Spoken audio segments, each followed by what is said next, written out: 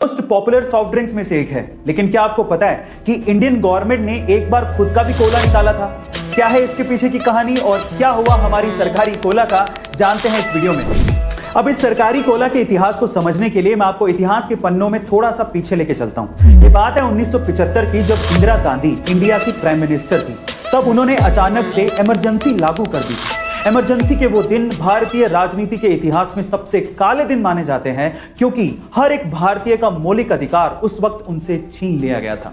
जब 21 महीने बाद यानी कि 1977 में यानी 1977 में इमरजेंसी को जब हटाया गया था और उसके बाद जब चुनाव करवाए गए थे, तो इंदिरा गांधी और कांग्रेस बुरी तरीके से हार गई थी और भारतीय राजनीति के इतिहास में पहली बार नॉन कांग्रेसी सरकार मोरारजी देसाई के नेतृत्व में बनने जा रही थी। अब सरकार नई थी तो नियम भी नए आने ही थे। कुछ नए नियमों में एक नियम यह भी था कि अगर कोई मल्टीनेशनल कंपनी इंडिया में अपना बिजनेस चलाना चाहती है तो उसे इंडियन पार्टनर्स चुनने होंगे और उनको 60% हिस्सेदारी देनी होगी।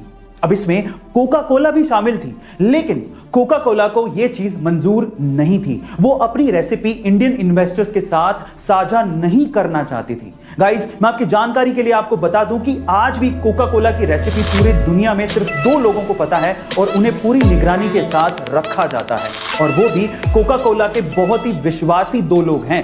लेकिन तब कोका कोला को यह मंजूर नहीं था और इसीलिए उन्होंने इंडिया में अपने ऑपरेशंस को बंद कर दिया था। अब इस कहानी में आया असली ट्विस्ट। जब कोका कोला कंपनी ने भारतीय मार्केट को छोड़ दिया था, तब भारत की सरकार ने सोचा कि क्यों ना इतने बड़े मार्केट को हम खुद कैप्चर करें और क्यों ना अपना एक कोला लॉन्च करें। तब कहीं जाके भारतीय सरकार ने खुद का कोला लॉन्च किया था, जिसका नाम बेहद इंटरेस्टिंग था। उसका नाम रखा गया था 777, जिसको सरकारी कोला भी कहा जाता था। पर सवाल यह है कि इसका नाम 777 ही क्यों रखा गया? देखिए, इसके पीछे भी एक भारी गहरी मंशा थी। वो क्या थी, मैं आपको बताता हूं। एक्चुअली 1977 यानी कि 1977 को इमरजेंसी का साल कहा जाता है। ये वो साल था जब 21 महीने बाद भारत की जनता को इमरजेंसी से आजादी मिली थी। ये वो साल था जब पहली बार भारत के इतिहास में एक नॉन कांग्रेसी सरकार बनी थी। ये वो साल था जब कांग्रेस सत्ता से बाहर हो गई थी। गाइस, तब की तत्कालीन सरकार ये चाहती थी 1977 को 777 के तौर पर हमेशा याद रखें और कांग्रेस को हमेशा सत्ता से बाहर रखें। इसी वजह से इसका नाम 777 रखा गया था। और मजे की बात यह है कि इस ड्रिंक की मैन्युफैक्चरिंग भी government owned company modern food industry ही करती थी। पर सरकारी कोला 777 का यह आइडिया इंडियन मार्केट में पूरी तरीके से फ्लॉप रहा। इंडियन मार्केट में 777 चल ही नहीं पाई, वैसे ही जैसे कि मोरारजी देसाई की सरकार नहीं चल पाई।